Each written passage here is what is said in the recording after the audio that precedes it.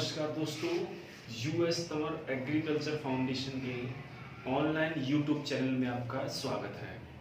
आज हमारी 59वीं क्लास है और आज हम पढ़ने जा रहे हैं मृदा क्षरण एवं इसका संरक्षण। आज के हमारा टॉपिक है मृदा क्षरण एवं इसका संरक्षण। देखो बच्चों, मृदा क्षरण एक अलग चीज है और मृदा संरक्षण एक अलग चीज है। सबसे पहले हम टॉपिक का नाम लिखते हैं, फिर धीरे धीरे समझते हुए आगे चलेंगे। आज का हमारा टॉपिक है मृदा क्षरण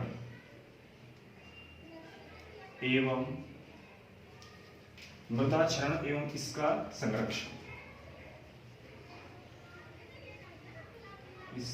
संरक्षण।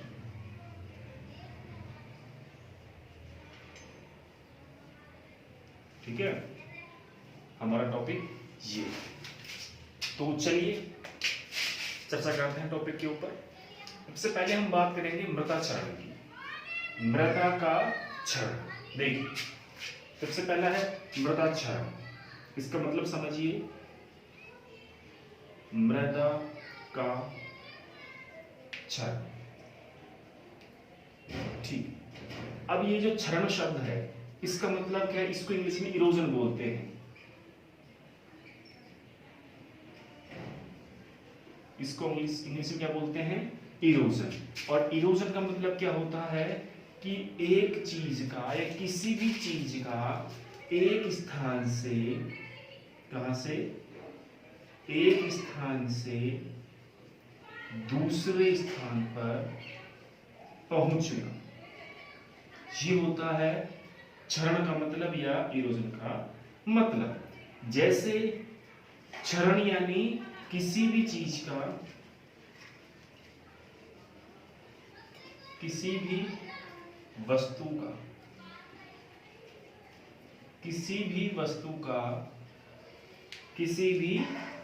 का, एक स्थान से दूसरे स्थान पर पहुंचना क्या कहलाता है बच्चों? क्षरण कहलाता है। अगर एक स्थान से दूसरे स्थान पर अगर मिट्टी पहुंच रही है, क्या पहुंच रही है? मिट्टी पहुंच रही है, तो इससे क्या कहेंगे हम? मृदा क्षरण कहेंगे। क्या कहेंगे बच्चों? मृदा क्षरण कहेंगे। अर्थात क्षरण जो हमने आपको समझाया कि किसी भी वस्तु का एक स्थान से दूसरे स्थान पर पहुंचना। जैसे मान लीजिए ये जो मार्कर हैं, इनमें से एक मार्कर का यहां से उठ करके यहां पे पहुंचना, तो वो क्या हुआ? मार्कर का क्षरण। क्या हो गया? मार्कर का क्षरण। क्षरण का मतलब ह्रास भी होता है, नुकसान होना, कमी होना, है ना? तो एक चीज एक जगह से हट करके दूसरी जगह पे चले जाएगी। जैसे ये मार्कर है, इसमें से ये मार्कर उठ करके यहां चले जाएंगे, तो इस जगह पे मार्कर की कमी हो गई, इस जगह पे मार्कर की कमी हो गई। तो इस जगह की दृष्टि से हम क्या कहेंगे? मार्कर का क्षरण होना। वैसे आप ये समझो कि ये मिट्टी है। ये क्या है? मिट्टी। मिट्टी का एक स्थान से दूसरे स्थान पर पहुंचना क्या कहलाता है? मृदा क्षरण कहलाता है। अब पहले इस हाथ में थी ना मिट्टी, अब यहां पहुंच गई, तो इस जगह से इस जगह पर पहुंचना, देखिए मैं हाथ हिला रहा हूं, इस जगह से और इस जगह पर पहुंचना क्या कहलाएगा? मृदा का क्षरण। क्या कहलाएगा बच्चों? मृदा का क्षरण। आगे समझ में? तो मृदा का क्षरण का मतलब क्या है कि मृदा के कणों का एक स्थान से दूसरे स्थान पर पहुंचना। समझते चलिए इसको। आपने अगर इसका मतलब समझ लिया तो आपका 50% कंप्लीट है। यहीं पे मृदा के कणों, मिट्टी में क्या पाए जाते हैं? कण। तो मृदा के कणों का एक स्थान से दूसरे स्थान पर पहुंचना, दूसरे स्थान पर पहुंचना। आया समझ में? मृदा के कणों का, किसका? कणों का एक स्थान से दूसरे स्थान पर पहुंचना क्या कहलाता है? मृदा क्षरण कहलाता है। क्या कहलाता है बच्चों? मृदा क्षरण कहलाता है।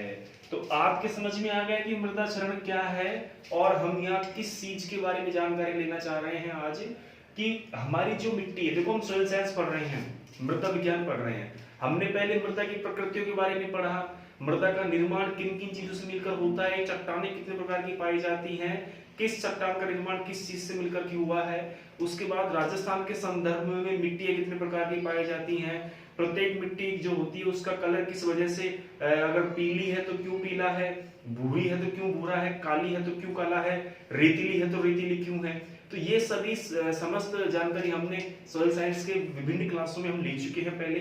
उसके बाद हमने देखा कि हमारी जो मिट्टी है उसकी दो प्रकृतियां हैं, अम्लीय और क्षारीय, लेकिन एक दूसरा रूप भी देखने को मिला है लवणीय क्षारीय के नाम से।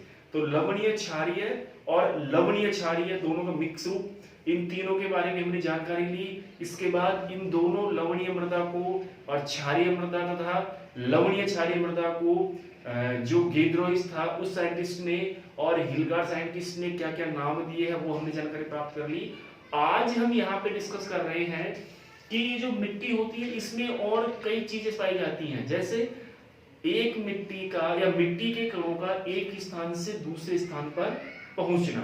कभी कभी होता क्या है कि जैसे हमारे खेत ऊंचाई पे है, कहां पे है, ऊंचाई पे स्थित है। मान लीजिए मेरा खेत यहां है ना, इस प्रकार से यहाँ पे ढाल है, मेरा खेत ऊंचाई पे स्थित है और एक व्यक्ति का खेत नीचाई पे स्थित है, इस प्रकार से स्थित है। तो मेरी मिट्टी क्या करेगी, बह करके कहां जाएगी बच्चों, ऊपर से नीचे आएगी। मिट्टी बह करके कहां जाएगी, ऊपर से नीचे आएगी। तो इस जगह पे तो मृदा का ह्रास हो रहा है कि नहीं हो रहा, बताओ, मृदा का ह्रास हो रहा है ना, अर्थात इसे क्या कहेंगे हम, मृदा क्षरण। क्या कहेंगे बच्चों, मृदा का क्षरण होना, मृदा का नुकसान होना। एक ही जगह पे मृदा के कणों का एक स्थान से दूसरे स्थान पर पहुंचना क्या कहलाता है, मृदा क्षरण कहलाता है। तो बच्चों मृदा का जो क्षरण होता है ये कई प्रकार का होता है। अगर इसको हम सामान्य दृष्टि से ले, साइंटिफिक दृष्टि से इसको हम देखें तो इसके दो रूप देखने को मिलेंगे। कौन कौन से, एक क्षरण वो होता है जो प्राकृतिक होता है, दूसरा क्षरण वो होता है जो त्वरित होता है ना। क्षरण के दो रूप है, एक प्राकृतिक है, दूसरा त्वरित है।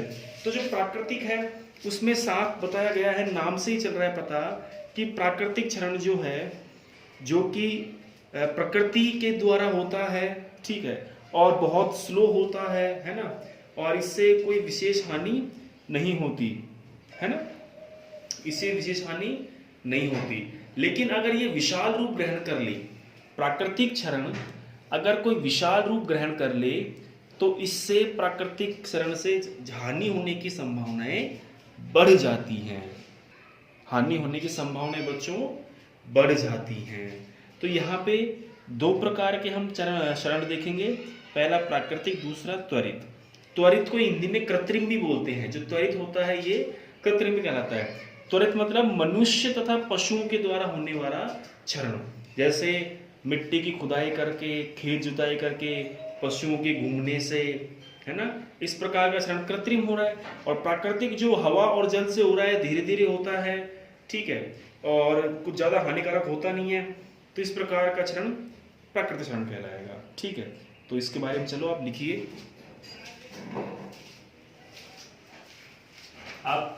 आपको जो चीज अच्छी लगे आप उसको तुरंत उतार लिया करो, है ना, जो भी चीज आपको अच्छी लगे उसको आप तुरंत की तुरंत उतार लेना। तो मृदा क्षरण दो प्रकार के होते हैं,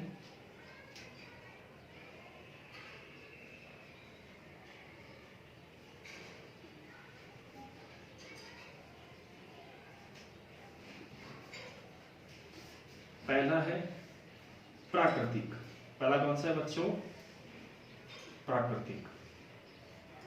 दूसरा है त्वरित, त्वरित को कृत्रिम भी बोलते हैं। क्या बोलते हैं बच्चों, त्वरित को कृत्रिम भी कहा जाता है ना। तो पहला क्षरण कौन सा हुआ, प्राकृतिक क्षरण हुआ, दूसरा त्वरित क्षरण हुआ, ठीक है। सबसे पहले हम चर्चा करेंगे प्राकृतिक क्षरण की। पहले कौन सा आएगा, प्राकृतिक क्षरण। पहले कौन सा है?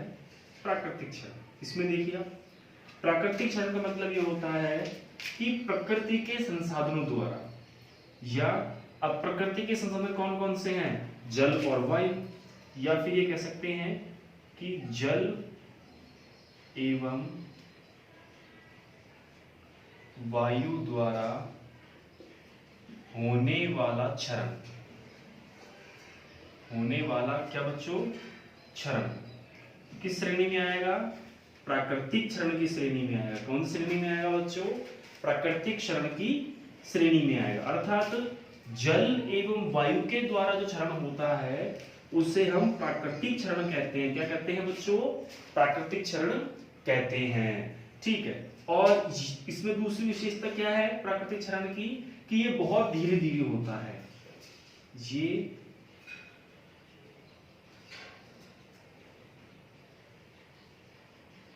बहुत ही धीरे धीरे होता है। धीरे धीरे होता है। जो प्राकृतिक क्षरण है बच्चों, ये बहुत ही धीरे धीरे चलता है, बहुत ही धीरे धीरे होता है। तो इसको आप उतार लीजिए ऐसे कैसे। ठीक है। फिर हम बात करेंगे त्वरित क्षरण की या कृत्रिम क्षरण की, है ना।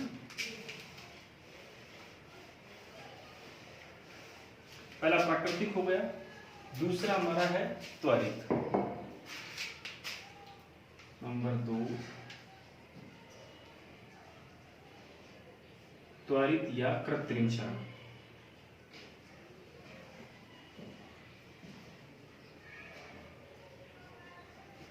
चलिए, त्वरित या कृत्रिम क्षरण, इसमें सबसे विशेष बात जो है ध्यान में रखने वाली वो ये है कि मनुष्यों द्वारा एवं पशुओं द्वारा, किसके द्वारा? मनुष्यों द्वारा एवं पशुओं द्वारा विभिन्न क्रियाकलापों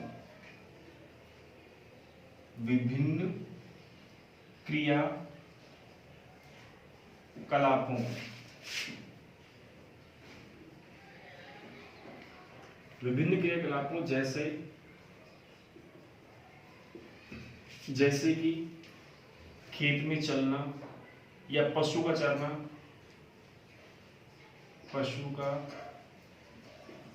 चरना,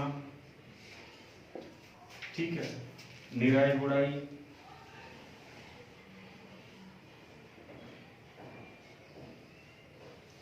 ठीक।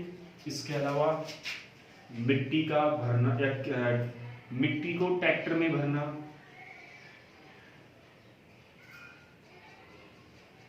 मिट्टी को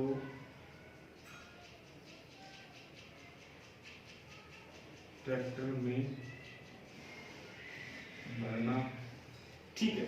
ये समस्त प्रकार के जो होते हैं क्रियाकलाप,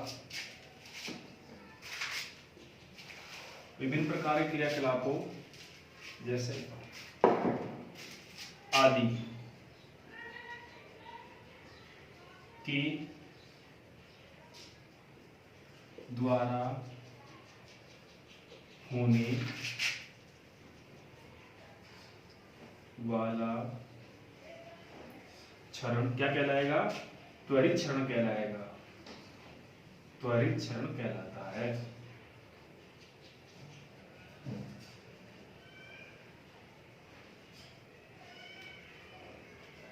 देखिए, प्राकृतिक जो क्षरण था उसमें जो भी क्रियाएं चल रही हैं प्रकृति के द्वारा चल रही है।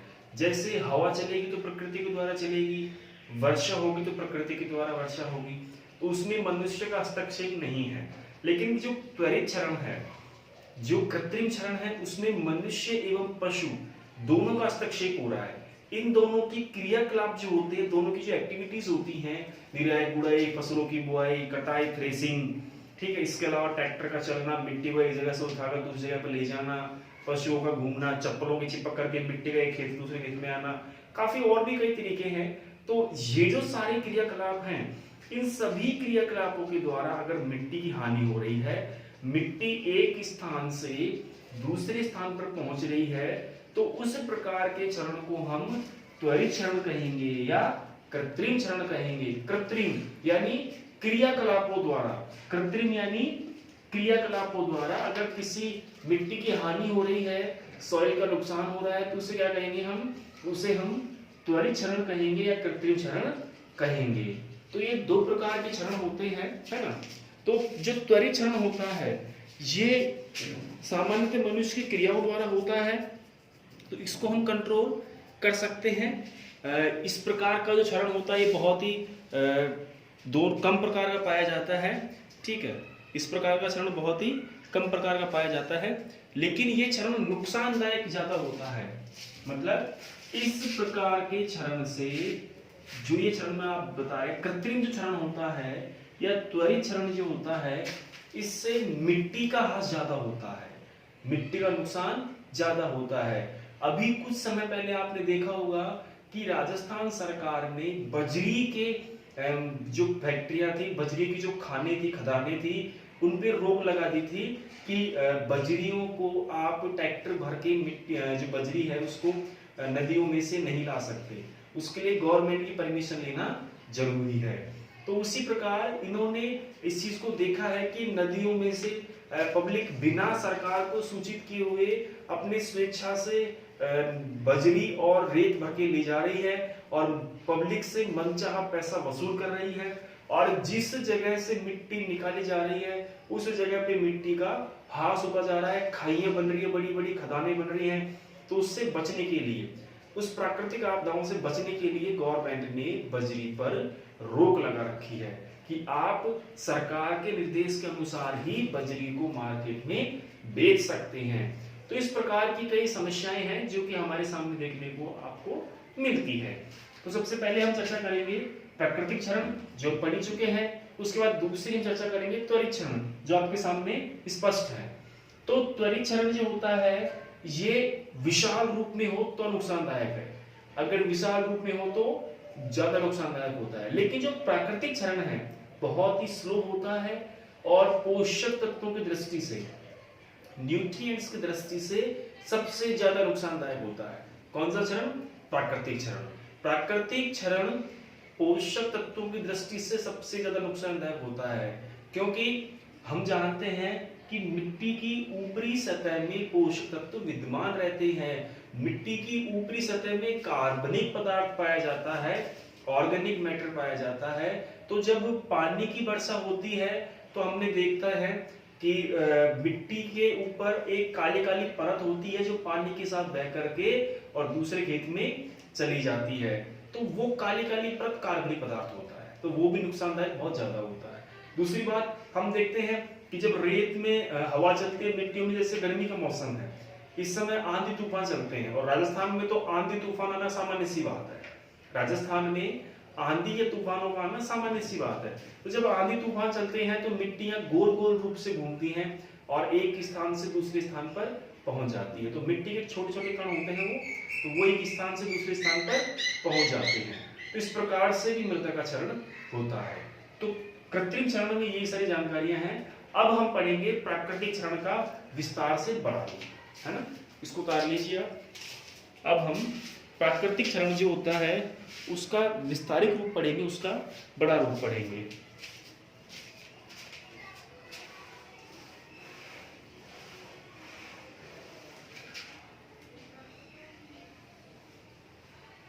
चलिए हम पढ़ेंगे प्राकृतिक क्षरण।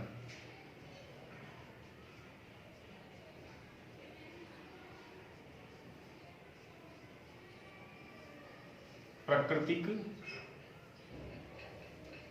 क्षरण, ठीक। इसका विस्तार स्वरूप देखिए आप। इसको दो रूप में बांटा गया है, जैसे हमने पढ़ा था परिभाषा। आप देखिए इसकी पुरानी क्लास, इसकी जो अभी मैंने क्लास ली उसको बैक करके देखिए आप शुरुआत में, कि प्राकृतिक क्षरण दो प्रकार का होता है। पहला जल द्वारा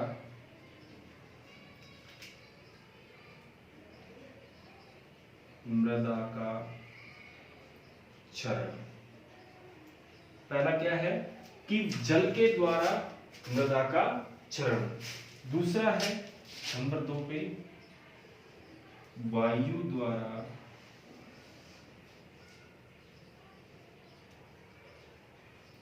मृदा का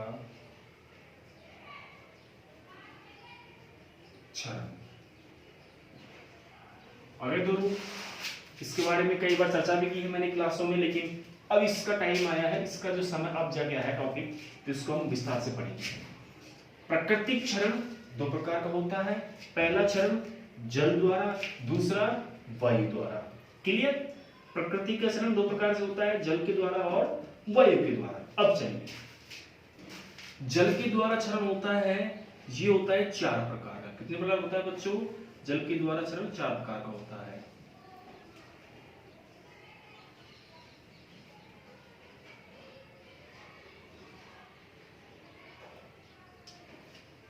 जो जल क्षरण होता है ये कितने प्रकार होता है बच्चों? जल क्षरण 4 नहीं बच्चों, 3 ही प्रकार है इसके भी।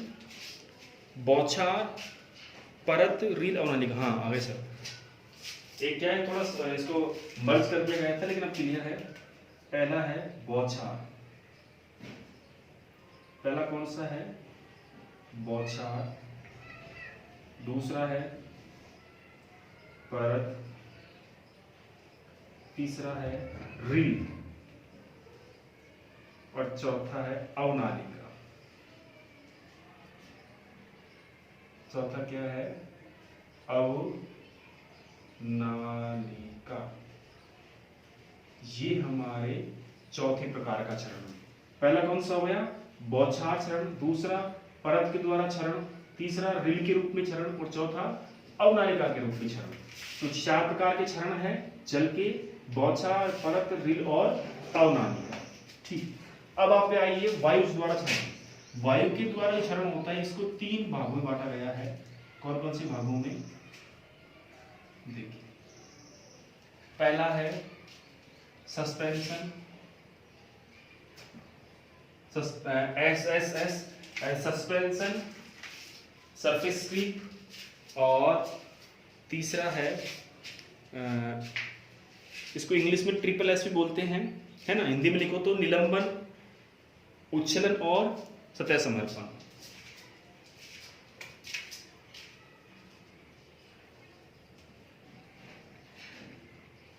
निलंबन, नंबर 2 उच्छलन और नंबर 3 सतह समर्पण।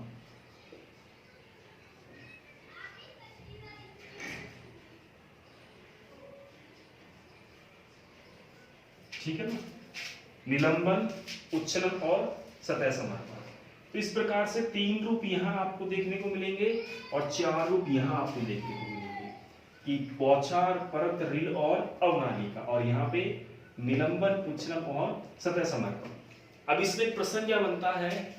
प्रश्न इसमें जो बनता है, प्रश्न क्या बनता है? प्रश्न देखो आप कि जल द्वारा क्षरण का सही क्रम क्या है? जल द्वारा होने वाले क्षरण का सही क्रम क्या है? अब उसमें क्या करेंगे, इसको उल्टा सुल्टा कर देंगे और पूछ लेंगे कि सही क्रम कौन सा है। तो बच्चों ये ही सही क्रम है, पहले बौछार के रूप में होता है, उसके बाद परत के रूप में होता है, उसके बाद रील के रूप में होता है, उसके बाद अवनालिका के रूप में होता है। तो ये चारों के चारों इस प्रकार से ही आपको याद करने हैं, है ना। इंग्लिश में निलंबन, उच्छलन एवं सतह समर्पण, अंग्रेजी में भी इसी प्रकार से आपको याद करने हैं। यही श्रेणी आती है, यही सीरियल है। इसमें भी कभी कभी पूछ लेते हैं कि वायु के द्वारा होने वाले चरण का सही क्रम बताइए। तो सही क्रम में पहले निलंबन, दूसरा उच्छलन, तीसरा सतह समर्पण, है ना। न्यूस, नी ऊस, नी ऊस, न्यूस, नी ऊस, शॉर्ट ट्रिक क्या मिलेगी इसकी? न्यूस। इसको याद करेंगे, किस तरीके से याद करेंगे? न्यूस रूप से। नी यानी निलंबन, उ यानी उच्छलन और स यानी सतह समर्पण। तो इसलिए क्या बन गई इसकी शॉर्ट ट्रिक? नी ऊस, न्यूस, है ना। वायु के द्वारा क्षरण कितने प्रकार का होता है? 3 प्रकार का, न्यूस प्रकार का, है ना, न्यूस। इधर से जल प्रकार का क्षरण, तो उसका देखो आप, बॉपरी, बॉपरी औ, ये शॉर्ट ट्रिक इसकी है। बो यानी बोछार, प यानी परत, रिल यानी रील और अव यानी अवनालिका, है ना। तो बॉपरी अव किसका है? जल का, और न्यूज किसका है? वायु का, है ना। बॉपरी किसका है? जल का, और न्यूज किसका है? वायु का। आपको इसी ही क्रम में याद होना चाहिए, है ना, इसी श्रेणी में याद होना चाहिए। तो आप इसको ऐसे कैसे उतार लीजिए, बॉपरी अव और न्यूज, ठीक है। इसकी शॉर्ट ट्रिक्स है बच्चों।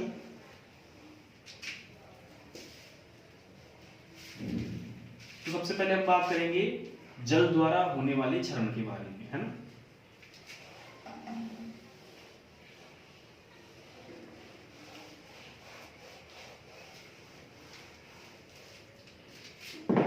सबसे पहले बात करेंगे जल क्षरण। नंबर 1, जल द्वारा होने वाला क्षरण। जल द्वारा होने वाला क्षरण, इसकी ट्रिक मैंने क्या बताई थी?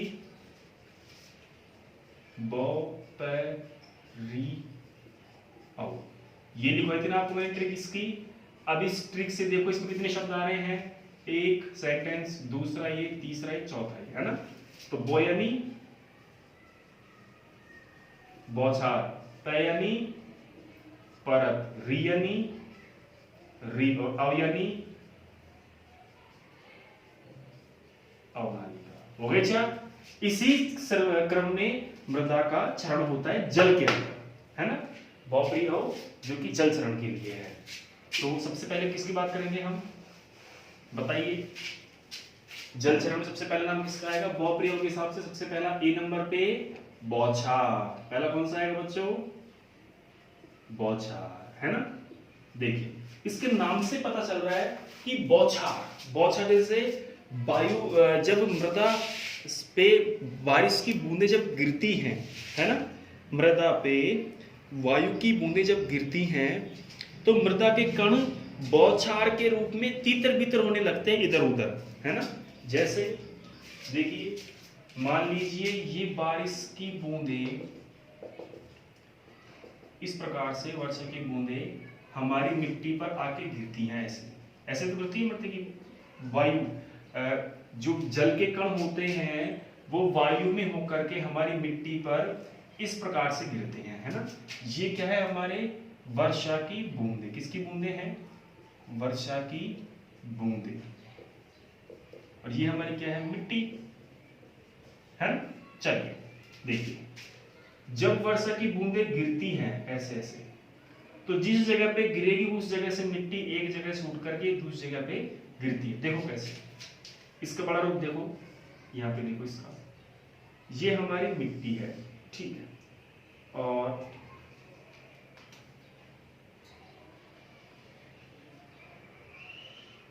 ये हमारा पानी का कण है ना।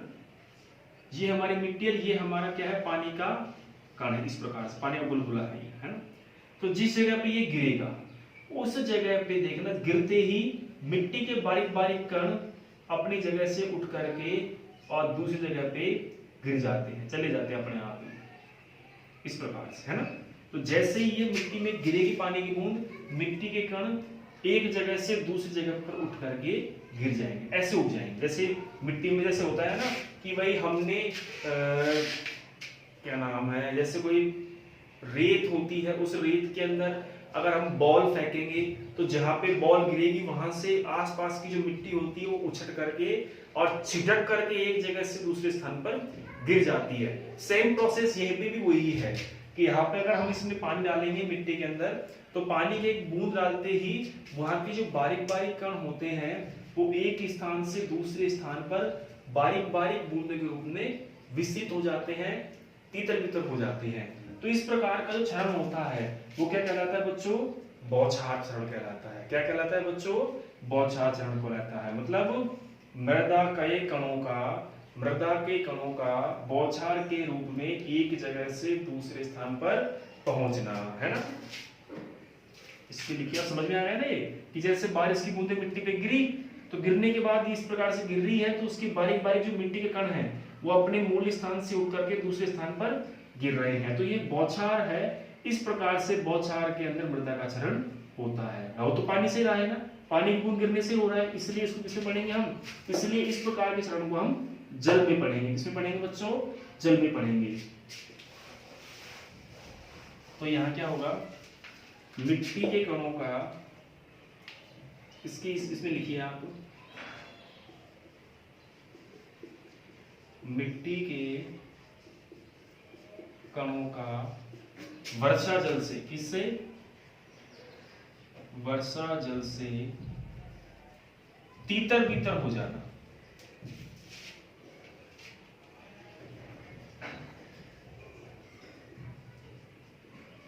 क्या कहलाता है, बौछार क्षरण कहलाता है।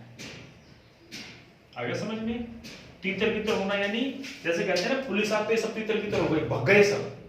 पुलिस इलेक्शन के मौसम में चुनाव जगह पे, चुनाव सेंटर या स्कूल पे पहले तो बहुत लोगों की भीड़ इकट्ठा हो रखी थी। जैसे ही पुलिस आई, पुलिस को देखते ही लोग तीतर बीतर हो गए, मतलब इधर उधर भग गए, है ना। तीतर बीतर होने का मतलब क्या है कि बारिश की कण गिरते ही मिट्टी के कण उछल करके एक दूसरी जगह पर चले गए। इसलिए बारिश के कणों का जल पे गिरने पर मिट्टी के जो कण होते हैं उनका तीतर बीतर हो जाना क्या कहलाता है, बौछार क्षरण कहलाता है।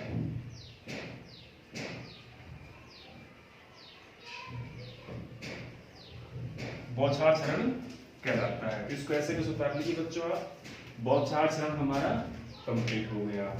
ठीक है, नेक्स्ट नंबर 2 बी, परत।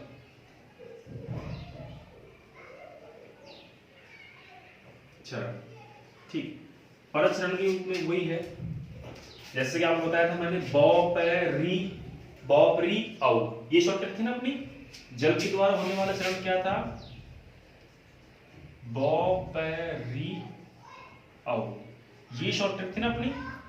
तो देखिए आप इसी शॉर्टकट के हिसाब से चल रहे हैं हम। ये शॉर्टकट बनाई थी हमने, री औ, तो बौछार कंप्लीट हो गया। ठीक है, दूसरा चल रहा है पै यानी परत। चलिए, परत का मतलब भी यही है कि देखो, बारिश की बूंदे मिट्टी पे आके गिरी, है ना। बारिश की बूंदे मिट्टी पे आके गिरी। जैसे ही बूंदे गिरी, सबसे पहले बारिश में क्या होता है, बूंदे गिरती हैं, गिरती ना बूंदे।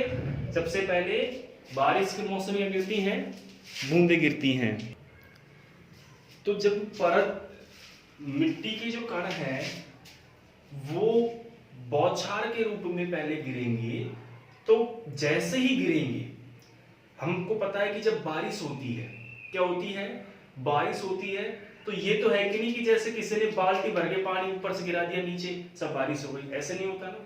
पहले बारिश की बारीक बारीक बूंदें गिरती हैं, उसके बाद उन बूंदों का आकार बड़ा होता जाता है, बड़ी बड़ी बूंदें गिरती है, मोटी मोटी बूंदें, और फिर उनके गिरने की गति तेज होने लग जाती है। पहले तो हल्की हल्की बूंदें आती हैं, उसके बाद स्पीड से आने लग जाती है।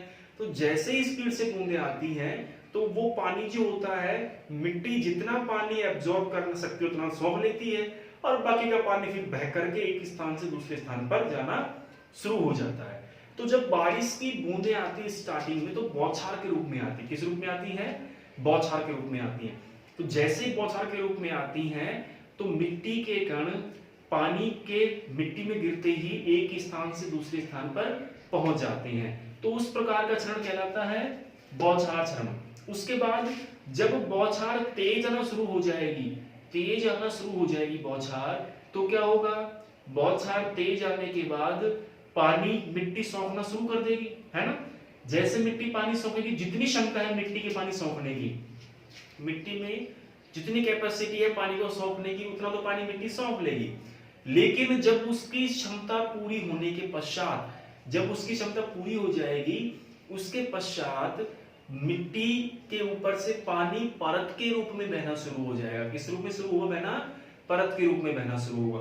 देखो ये श्रेणी है, ये तो है नहीं कि सीधा ही परत के रूप में पानी बहता है, ये तो हो ही नहीं सकता। पहले तो बौछारें गिरती है पानी की, उसके बाद हल्का हल्का पानी बहना शुरू होता है।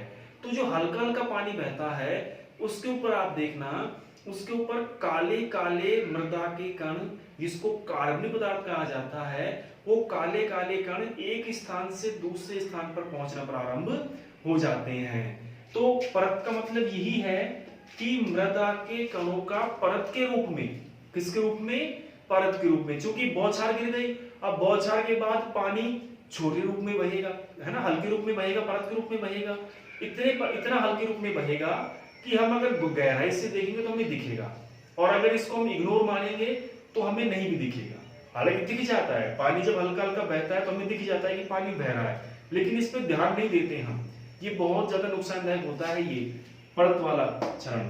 परत जो क्षरण है ये उर्वरक की दृष्टि से बहुत ज्यादा नुकसानदायक होता है ये परत क्षरण, क्योंकि इससे कार्बनिक पदार्थ बिना हमारी आंखों के सामने आए एक स्थान से दूसरे स्थान पर पहुंच जाते हैं। तो परत क्षरण जो होता है इसमें क्या होता है कि जो वर्षा का पानी होता है, वर्षा जल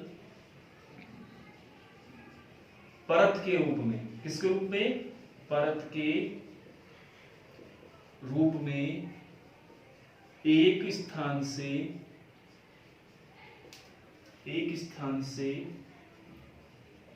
दूसरे स्थान पर पहुंच जाता है, एक स्थान से दूसरे स्थान पर पहुंच जाता है ना। आगे समझ में भाई, बारिश के कारण मृदा के कणों का परत के रूप में, शीट के रूप में, किसके रूप में, शीट के रूप में एक स्थान से दूसरे स्थान पर पहुंचना क्या कहलाएगा, परत क्षरण कहलाएगा। क्या कहलाएगा बच्चों, परत क्षरण कहलाएगा। इसको आप ऐसे कैसे उतार लीजिए,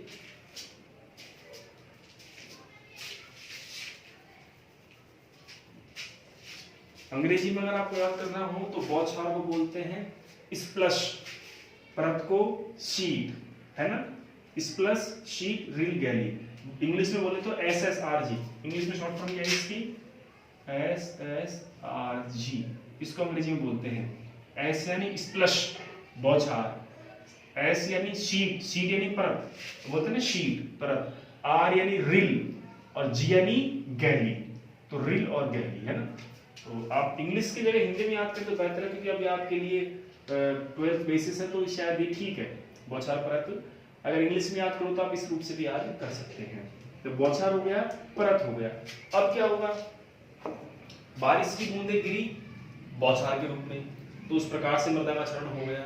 उसके बाद जैसे जैसे बूंदें इकट्ठे होना शुरू हुई तो पानी हल्की हल्की परत के रूप में बहना शुरू हुआ, तो परत के रूप में भी क्षरण कंप्लीट हो गया। अब क्या होगा, परत के रूप के बाद में अब पानी ज्यादा, मान लीजिए फिर भी बारिश आ रही है, बारिश नहीं रुक रही, तो क्या होगा, फिर हमारी तीसरी श्रेणी यहाँ काम में आएगी, वो कौन सी आएगी, रिल। परत हो गया, अब आएगा नंबर 3 पे रिल, रिल, है ना। रिल प्रकार का जो क्षरण है इसमें क्या होता है बच्चों, इसमें छोटी छोटी नालियां बनती हैं, छोटी छोटी खेत में नालियां बन जाती हैं। जैसे बारिश तेज हुई तो पहले बौछार हुई, बौछार के रूप में मृदा का क्षरण हो गया, उसके बाद फिर भी बारिश आई रही है तो उसके बाद परत के रूप में पानी बहना शुरू हो गया एक स्थान से दूसरे स्थान पर, फिर भी पानी तेज आ रहा है, फिर भी पानी की गति तेज है, तो पानी की गति फिर भी तेज होने के बाद भी मृदा में फिर छोटी छोटी नालियां बन जाती हैं, है ना। मिट्टी में एक खेत से दूसरे खेत में नालियां बन जाती हैं, जिससे पानी कट करके एक स्थान से दूसरे स्थान पर पहुंच जाता है। कैसे, जैसे ये खेत है, उसके बाद ये खेत है, उसके बाद ये खेत है, ठीक है। तो क्या होगा, यहाँ अगर बौछार होगा तो बौछार में पानी इस प्रकार से बूंदे गिरेंगी, परत होगा तो परत के रूप में पानी इस प्रकार से जाएगा। लेकिन रिल में क्या होता है, रिल में नालियां बनती है, छोटी छोटी नालियां, क्या बनती है बच्चों, छोटी छोटी नालियां बन जाती है ऐसे खेत के अंदर ही, जहां से पानी बहेगा ना वहां इस प्रकार से नालियां बन जाएंगी, छोटी छोटी नालियां इस प्रकार से, है ना। तो परत में क्या होता है, पानी परत के रूप में बहता है और रिल में छोटी छोटी नालियां बनती है ना। क्या बनती है, छोटी छोटी नालियां, इधर लिख लो, छोटी छोटी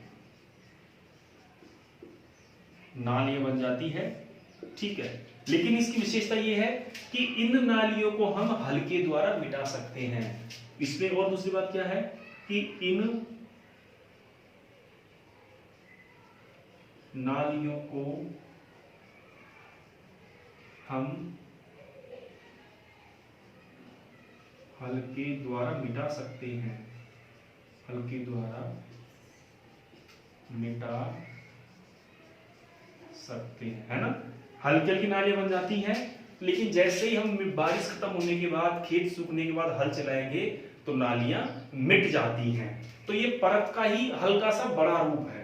पहले कौन सा हुआ, बौछार, उसके बाद हल्की हल्की परत के रूप में पानी बहा, फिर जहां पानी लगातार इकट्ठा हो रहा है, बहता जा रहा है, तो वहां पे छोटी छोटी नालियां बन जाती हैं, छोटी छोटी नालियां बन जाती है, लेकिन उनको हम कृषि क्रियाएं करके खत्म कर सकते हैं।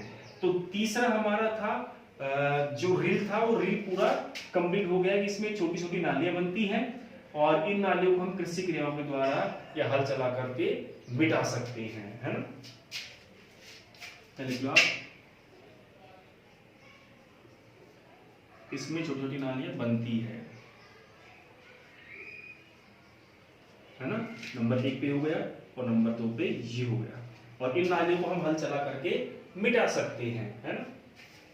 नेक्स्ट, अब बताओ कौन सा बचा, देख के बताइए। आपको जो शॉर्ट ट्रिक बताई थी उसके हिसाब से बॉपेरी कंप्लीट। अब कौन सा बचा, आउ, कौन सा बचा, आउ, ये हमारा हो गया डी। आउ का पूरा नाम अवनालिका, अवनालिका, है ना, कि अवनालिका प्रकार का पर्दन क्या होता है। अब देखिए, पहले हमारे परत के रूप में पानी बहा, उसके बाद रिल के रूप में पानी बहा। रिल प्रकार की नालियां मिटाई जा सकती हैं, लेकिन मान लीजिए फिर भी पानी रुक नहीं रहा, बारिश लगातार आ रही है, तो आपने देखा होगा कि जब बारिश का पानी तेज आता है तो खेत में से पूरे खेत की मिट्टी बह जाती है, बड़े बड़े खेत बह जाते हैं, बड़े बड़े खेत जो टीले पे होते हैं उनकी मिट्टी बह करके और चली जाती है। उन प्रकार के चरण को, इस प्रकार के चरण को हम पुनः कृषि क्रियाओं के द्वारा नहीं मिटा सकते। दूसरी बात, ये प्रकार के चरण बहुत ज्यादा नुकसानदायक होते हैं कृषि की दृष्टि से, है ना। तो सबसे पहली बात इसमें क्या है कि ये सबसे बड़ा रूप है, जल क्षरण का सबसे बड़ा रूप है ना। सबसे बड़ा तो है ही है, क्योंकि सबसे लास्ट में हो रहा है, ये लास्ट स्टेज है। पहली स्टेज बौछार, दूसरी स्टेज परत, तीसरी रील और चौथी गहरी, तो फोर्थ स्टेज है। तो फोर्थ स्टेज सबसे ज्यादा नुकसानदायक है। तो पहले ये सबसे बड़ा रूप है। तीसरा, इसमें मृदा का ह्रास ज्यादा होता है,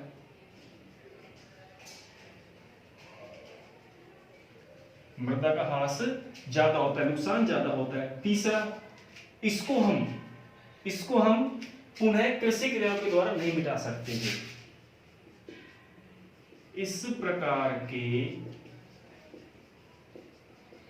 क्षरण को हम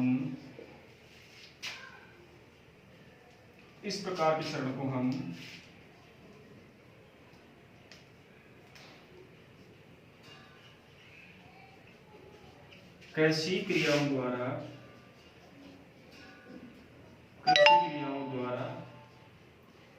नहीं मिटा सकते,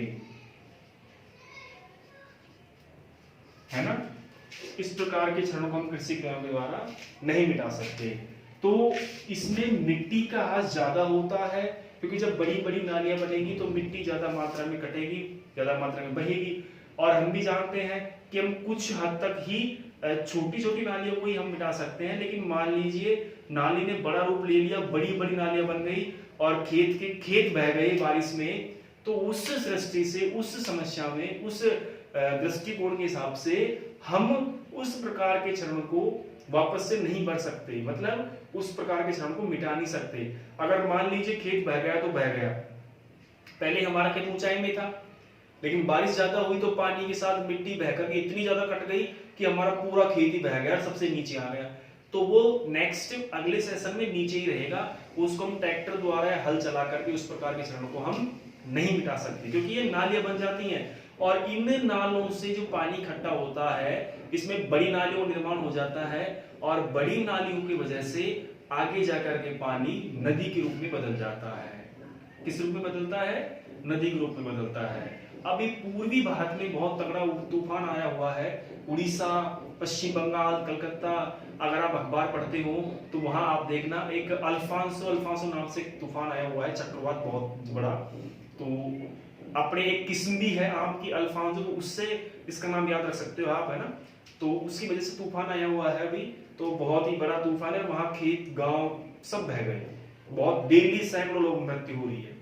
तो ये एक एग्जांपल आपको याद करने के लिए हाल ही हाल तरोताजा। तो ये प्रकार का क्षरण बहुत बड़ा होता है, अवनालिका होता है। इसमें जान और माल दोनों की हानि होती है। खेत भी बहेंगे, मनुष्य भी बह जाते हैं, क्योंकि पानी का वेग बहुत ज्यादा रहता है।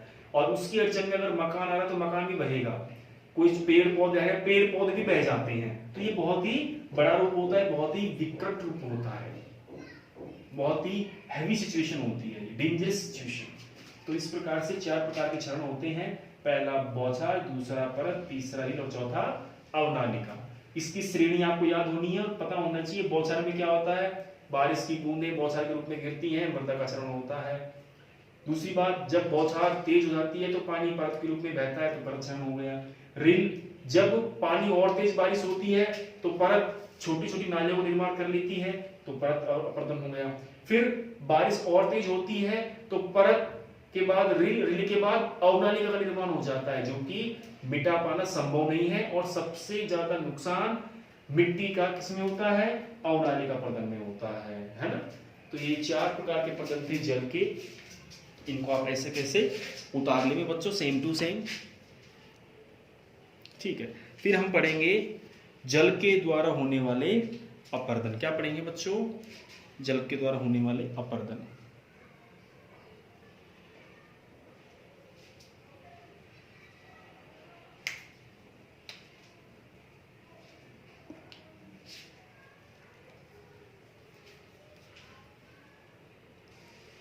बच्चों, वायु क्षरण के बारे में पढ़ने से पहले हम जल क्षरण को रोकने के उपाय के बारे में पढ़ लेते हैं, क्योंकि एक के साथ एक सिस्टमेटिक अगर इसको पूरा करते हुए चलेंगे तो ज्यादा बेटर रहेगा। पहले हमने पढ़ लिया जल के द्वारा क्षरण कितने प्रकार से होता है। बौछार, परत, रिल, अवनालिका, 4 प्रकार से होता है। चारों प्रकार के बारे में हमने पढ़ लिया। उसके बाद इसमें नेक्स्ट चैप्टर चलता है इसका संरक्षण। अगला चैप्टर क्या है? इसका संरक्षण, मतलब किस प्रकार से हम इस होने वाले क्षरण को कम कर सकते हैं। तो जल के द्वारा कितने प्रकार से क्षरण होता है बच्चों? जल के द्वारा 4 प्रकार से होता है, लेकिन इसको अब रोकना भी जरूरी है ना, क्योंकि हमें पता है कि जल के द्वारा क्षरण हो रहा है। तो इसको किस प्रकार से हम रोक सकते हैं, किस प्रकार से जल क्षरण को हम संरक्षित कर सकते हैं, है ना। तो अब हम पढ़ेंगे जल क्षरण को रोकने के उपाय। जल क्षरण को रोकने के उपाय।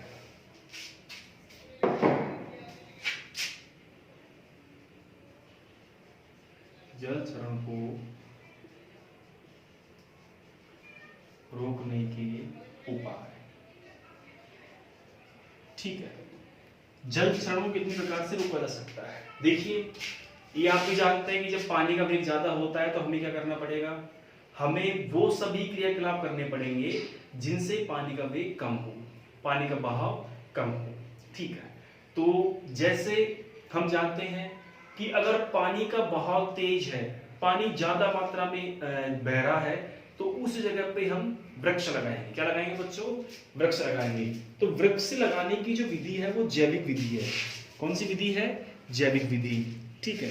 इसके अलावा मान लीजिए अगर पानी हमारा थोड़े थोड़े रूप में बह रहा है, तो हम क्या करेंगे? हम खेत के आसपास खाई खोद देंगे, कंटूर खाई। तो उससे क्या होगा? वो यांत्रिक विधि है। कौन सी विधि है वो? यांत्रिक विधि है। तो कितनी विधि हो गई जल संरक्षण रोकने की? 2 विधि। पहली जैविक विधि, दूसरी यांत्रिक विधि। दूसरी कौन सी बच्चों? यांत्रिक विधि, है ना। पहली जैविक विधि और दूसरी यांत्रिक विधि। चलिए जैविक विधि हमारे बात करते हैं। सबसे पहले जैविक विधि में क्या करेंगे? हम जितने भी जैविक मटेरियल उनका यूज लेंगे। सबसे पहले पौधरोपण, मतलब पौधों को लगा करके भी या वृक्षारोपण करके भी हम जल संरक्षण कर सकते हैं, या वृक्षारोपण। वृक्षारोपण द्वारा। पौध या वृक्षारोपण एक ही बात है। तो इसके द्वारा क्या होगा, होने वाला ये है कि जैसे पानी का वेग तेज होगा तो वेग में अगर पेड़ पौधे आ जाएंगे तो वेग कम हो जाएगा और मिट्टी का ह्रास कम होगा, क्योंकि पेड़ पौधों की जड़ें जो होती हैं वो मिट्टी को बांधे रखती हैं, है ना, तो मिट्टी का ह्रास कम होगा। इसलिए आप देखना समुद्रों के अंदर पेड़ पाए जाते हैं, जो अपनी नदियां होती है, नदियों में जो फॉरेस्ट्री एरिया होता है उसमें पेड़ पौधे पाए जाते हैं, है ना। तो पहला क्या होगा हमारा, वृक्ष लगाकर, ये बड़े प्रकार के क्षरण के लिए है। दूसरा हमारा है घासें लगाकर, घासें लगाकर, है ना। घासें लगाकर मतलब जैसे मान लीजिए कोई खेत खाली पड़ा है जिसमें हम एग्रीकल्चर नहीं कर रहे, खेती नहीं ले रहे, तो उस क्षेत्र में अगर हम घास लगा देंगे तो घास लगाने से क्या होगा कि जो पहली स्टेज है बौछार की, दूसरी स्टेज है परत की, दोनों ही चरण घातक श्रेणी में है लेकिन दिखते नहीं है, बहुत कम मात्रा में दिखते हैं। तो इन दो प्रकार के चरण से बचा जा सकता है। अगर बारिश में की बूंदे देखो, एक तो सीधे ही मिट्टी के टच में आए, है ना, एक क्या हो कि पहले इस प्रकार से मान लीजिए घासें उग रही है ना, तो पहले अगर आएगी तो पहले किससे टच में आएगी, घास के टच में आएगी पहले। एक तो सीधे ही मिट्टी के टच में आए तो मृदा क्षरण क्या होगा बच्चों, ज्यादा होगा, है ना। और अगर मिट्टी के ऊपर घास उगी हुई है और घास के ऊपर पानी की बूंदें गिरे तो घास क्या करेगी, पानी की बूंद को एब्जॉर्ब कर लेगी ना। दूसरी बात, जो बौछार जिस श्रेणी है, पहली जो श्रेणी है उस प्रकार का क्षरण नहीं होगा। उसके बाद दूसरी क्या होती है, परत, है ना। परत में क्या होता है, पानी बहके जाता है। अगर यहाँ घासें लगी होंगी तो पानी परत के रूप में नहीं बहेगा, क्योंकि पानी क्या होता है, परत के रूप में ऐसे बहता है, ऐसे बहता है ना। अब यहाँ पे कोई अवरोध नहीं है, अवरोध उत्पन्न नहीं हो रहा इसलिए पानी बह गया, लेकिन यहाँ पे अवरोध उत्पन्न है, घासें रुकी हुई है, तो घास क्या करेंगी, परत द्वारा जो क्षरण होता है उसको कम कर देती है।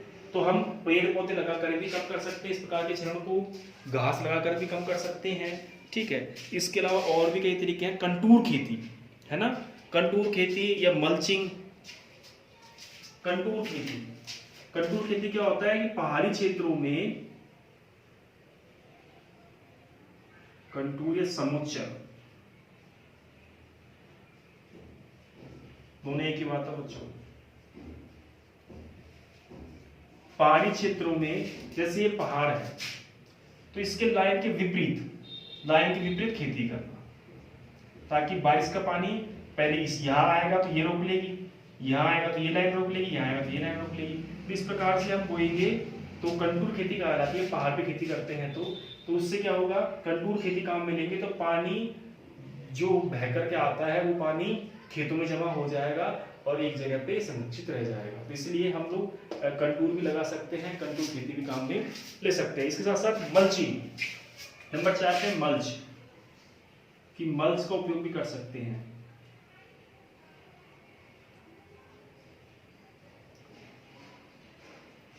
मल्च का भी उपयोग हम कर सकते हैं।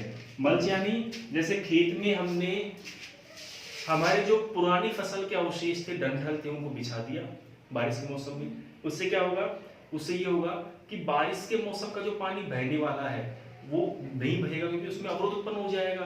तो इसलिए हम डंठल भी लगा सकते हैं मल्च के रूप में, ये भी काम में हम ले सकते हैं। अब हमारा आता है यांत्रिक। प्राकृतिक हो गया, यांत्रिक। इसको आप ऐसे कैसे उतार लेना, देखो बच्चों बैक में जा करके, क्योंकि समय की गरिमा को ध्यान में रखना पड़ता है, इसलिए थोड़ा सा फास्ट में चलना पड़ता है। यांत्रिक विधि में क्या होता है कि यंत्रों के द्वारा या कृषि क्रियाएं जो होती हैं उनके द्वारा हम इस प्रकार के क्षरण को रोकते हैं। तो उसमें क्या होता है, पहले तो हम क्यारी बना सकते हैं, दूसरी बात कंटूर टेरेस बना सकते हैं, कंटूर खाइयां, है ना। हम क्या कर सकते हैं, तो जैसे मान लीजिए खेत है, इस खेत में बारिश का पानी बह करके इधर जा रहा है, तो क्या करेंगे हम यहाँ खाई बनाएंगे, ऐसे खाई बनाएंगे ना ऐसे, तो क्या होगा, बारिश का पानी बह करके इन खाइयों में जमा हो जाएगा ना। तो हमारा पानी बाहर गया क्या, बताओ, नहीं गया ना। तो यांत्रिक विधि में पहला ऑप्शन क्या है, खाइयां बनाना।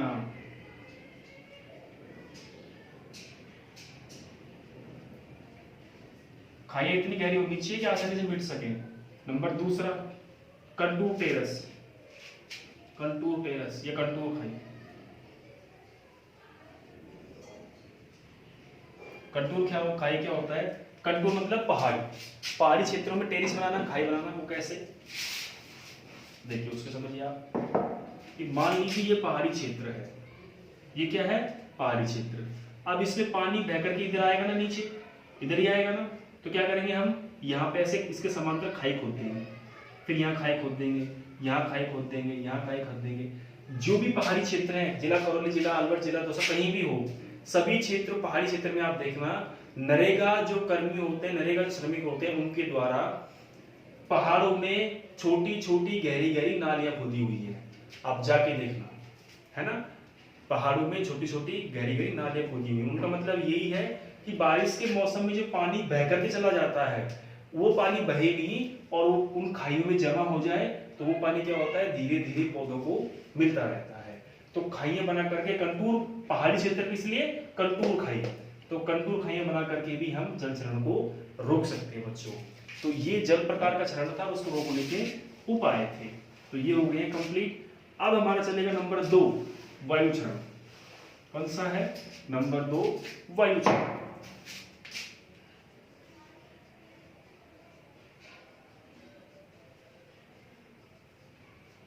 वायु क्षरण ठीक है, कितने प्रकार का होता है, ये भी 3 प्रकार का होता है।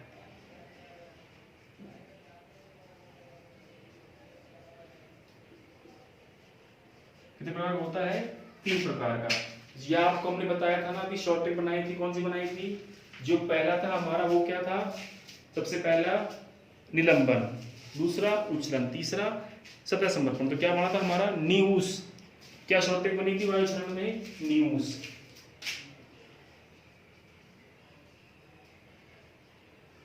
ये शॉर्ट ट्रिक बनी थी ना हमारी वायु क्षरण में। तो न्यूस सबसे पहले कौन सा आएगा आपका, नंबर ए पे निलंबन,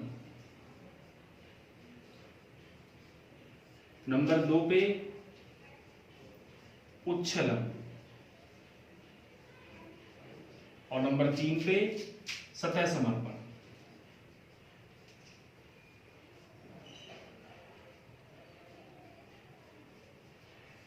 ठीक है ना, पहला निलंबन, दूसरा उच्छलन, तीसरा सतह समर्पण।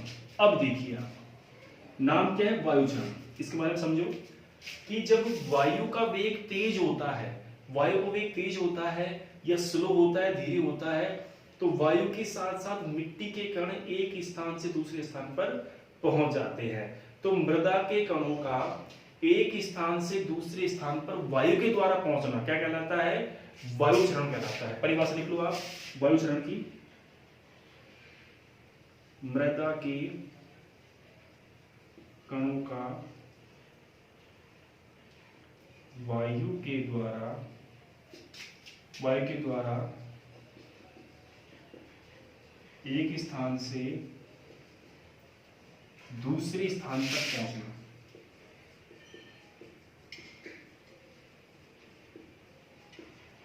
क्या कहलाता है, वायु क्षरण कहलाता है।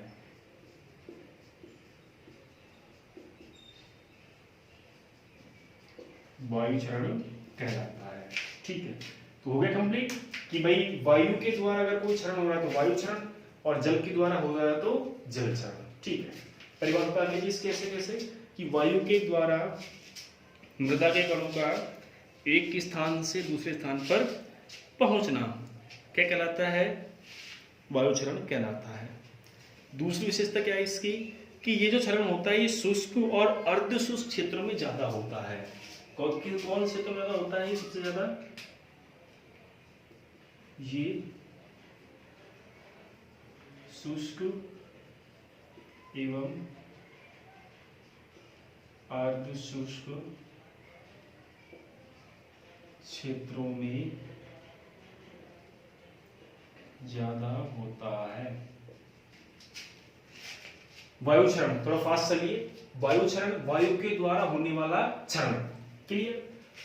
दूसरी विशेषता क्या है इसमें, दूसरी विशेषता यह है कि ये शुष्क और अर्ध शुष्क क्षेत्रों में हो रहा है। अब मैं आपसे प्रश्न पूछूं, ध्यान से सुनना, राजस्थान में जो मृदा का क्षरण होता है या राजस्थान में किस प्रकार का मृदा क्षरण पाया जाता है, जल क्षरण, वायु क्षरण, बताइए। राजस्थान में किस प्रकार का क्षरण पाया जाता है, जल क्षरण की वायु क्षरण। राजस्थान में एक ऐसा है शुष्क एरिया है कि नहीं, शुष्क मृदा राजस्थान की। तो चूंकि शुष्क एरिया है राजस्थान में लू चलना सामान्य सी बात है, जब लू चलती है तो रेत के कण भी इधर उधर घूमते रहते हैं। इसलिए राजस्थान के संदर्भ में अगर मृदा के क्षरण की बात होती है तो वहां पे वायु क्षरण ही आएगा, कि राजस्थान में मृदा क्षरण का सबसे बढ़िया उदाहरण है तो कौन सा है, वायु क्षरण। या फिर ऐसे पूछा जाए कि राजस्थान में किस प्रकार का क्षरण पाया जाता है, तो आपका आंसर होना चाहिए राजस्थान में वायु प्रकार का क्षरण पाया जाता है या वायु क्षरण पाया जाता है, क्योंकि राजस्थान में पानी तो वैसे ही नहीं है, इसलिए वायु क्षरण ही मिलेगा। तो राजस्थान के संदर्भ के हिसाब से वायु क्षरण बेस्ट है, तो वायु क्षरण इसलिए पाया जाता है क्योंकि वहां शुष्क क्षेत्र है, जलवायु है नहीं, पानी बहुत कम है। तो इस स्थिति में पानी की अनुपस्थिति में वायु का वेग तेज होता है और तेज होने के कारण मिट्टी के कण वायु में घूमने लग जाते हैं और एक स्थान से दूसरे स्थान पर पहुंच जाते हैं। तो 3 प्रकार का क्षरण है ये, उच्च निलंबन, उच्छलन और सतह समर्पण। उतार लीजिए इसको ऐसे कैसे, फिर मैं आपको एक में ही समझा दूंगा ये सारी चीजें, निलंबन, उच्छलन एवं सतह समर्पण।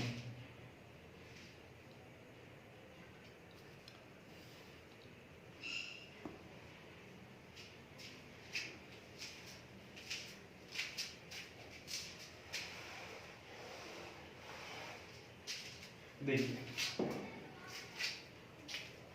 उच्छलन का आकार होता है 0.1 से 0.5 mm, ठीक है।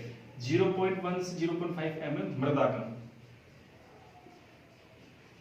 मृदा का जो कण होता है उसकी साइज कितनी होती है बच्चों, 0.1 से 0.5 mm।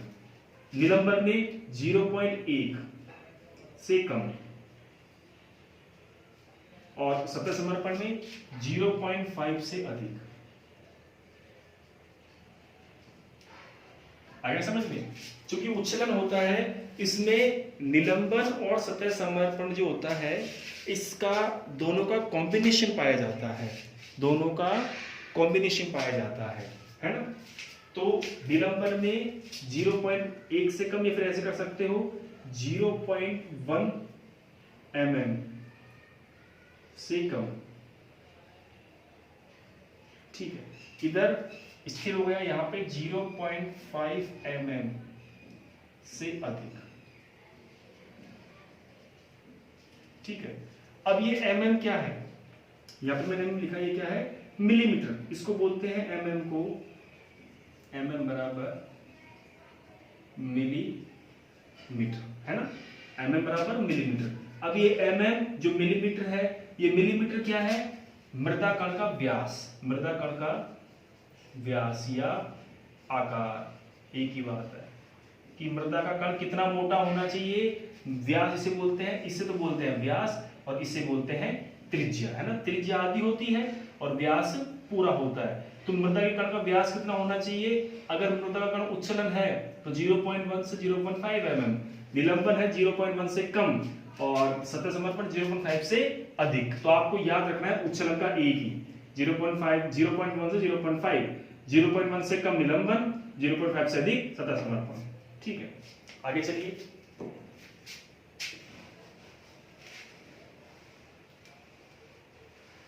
देखिए ये विशाल, ये जो क्षरण होता है निलंबन, ये बहुत ही विशाल प्रकार का होता है। इसमें मिट्टी के कण क्या होते हैं, हवा में लटके रहते हैं। मिट्टी के कण जो होते हैं वो हवा में लटके रहते हैं सस्पेंशन के रूप में, है ना। जैसे आप देखना कि पुराना मकान हो तो उसका गेट खोलना अचानक से, तो जहां से सूर्य की रोशनी आएगी वहां पे कुछ मिट्टी के कण हवा में घूमते नजर आएंगे आपको, है ना, लटकते हुए नजर आएंगे। तो वो जो कण होते हैं वो कैसे क्या कहलाते हैं, निलंबन कहलाते हैं, सस्पेंशन कहलाते हैं, ठीक है। तो ये हवा में लटके रहते हैं। दूसरी बात, ये हजारों किलोमीटर तक गति कर सकते हैं, ये हजारों किलोमीटर तक गति कर सकते हैं।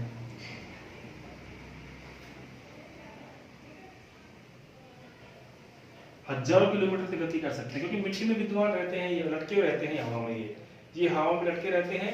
तो जिस जिधर हवा चलती है उधर उधर ये गति करते जाते हैं, इसलिए ये हजारों किलोमीटर तक घूम सकते हैं, गति कर सकते हैं, जा सकते हैं, दूसरा उच्छलन, ये थोड़ी सी इनकी साइज बड़ी होती है, 0.1 से 0.5 mm तक, 0.1 से 0.5 mm तक इसकी साइज होती है।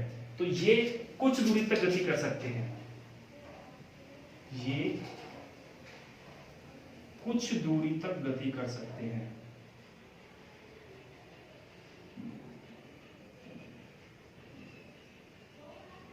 है ना, कुछ दूरी तक गति कर सकती है। लास्ट का आता है सतह समर्पण। इसके नाम से देखो आप, सतह समर्पण यानी सतह के ऊपर समर्पित होता हुआ, चिपकते हुआ, सतह के ऊपर चिपकते हुआ गति करता है। तो ये हवा में लटका हुआ नहीं पाया जाता, ये सतह से समर्पित रहता है, सतह के चिपका हुआ रहता है। इसको बोलते हैं सरफेस क्रीप। सरफेस के स्क्रीप होता है, चिपकता हुआ ऐसे ऐसे गति करता है। कुछ कण होते हैं ना, देखो हवा चलती है तेज, तो मिट्टी के कण 3 प्रकार के होते हैं।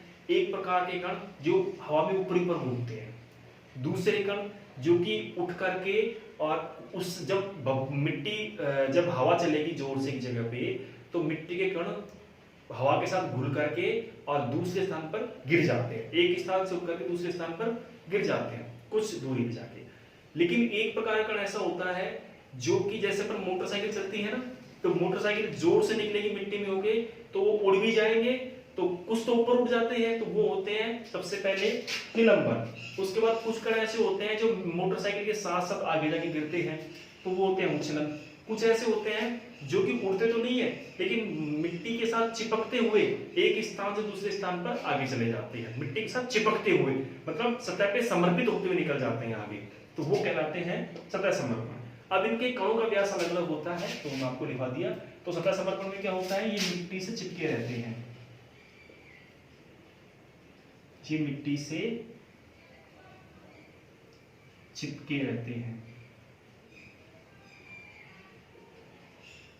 इसकी विशेषता यही है कि मिट्टी के ये चिपके रहते हैं। तो तीनों हो गए, निलंबन हवा में घूमते रहते हैं, हजारों किलोमीटर गति करते हैं, उच्छलन कुछ दूरी तक गति करते हैं फिर गिर जाते हैं, और सतह समर्पण मिट्टी के साथ चिपके रहते हैं। ठीक है, इसमें यही चीज है काम की, और कोई चीज काम की नहीं है। इसको आप ऐसे कैसे उतार लो, फिर मैं आपको एक बार इसकी इकाई जो मैंने बनाई है उसको याद करने का तरीका समझाऊंगा। इसको ऐसे कैसे उतार लीजिए आप, है ना।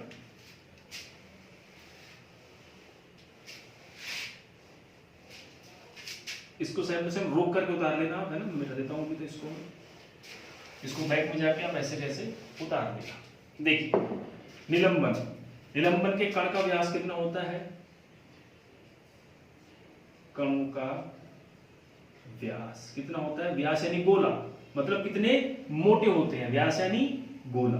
तो जो होते हैं निलंबन के कण कितने रहते हैं बताइए, 0.1 mm से कम, 0.1 mm से कम क्या कहलाएंगे, निलंबन कहलाएंगे, है ना।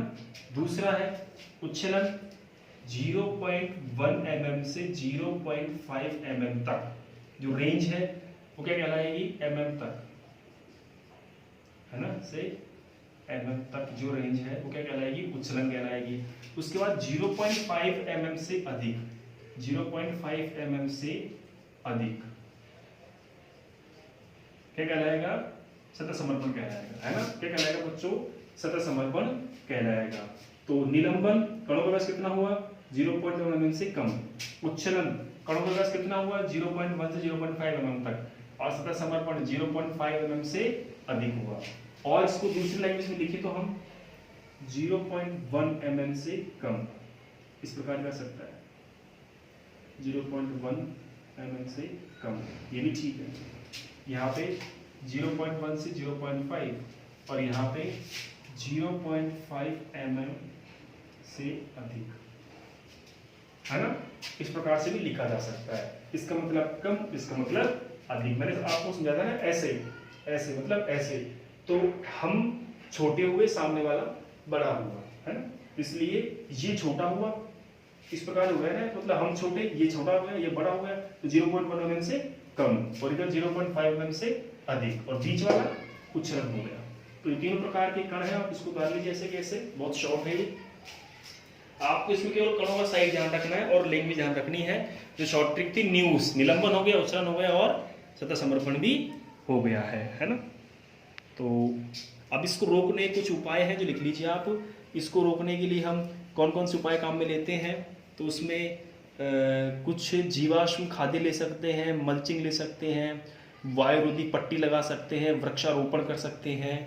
बच्चों आप इनको लिख लेना सबके साथ, मैं लिखा देता हूँ। चलो, वृक्षारोपण, वायुरोधी पट्टियाँ लगाना, हरी खादों का प्रयोग, मल्चिंग का प्रयोग,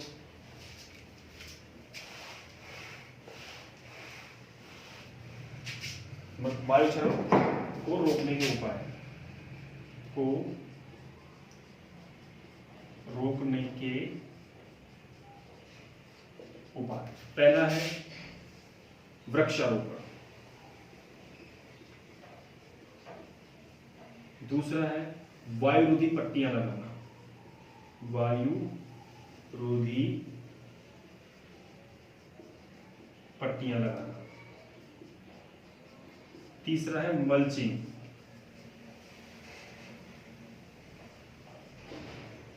है ना।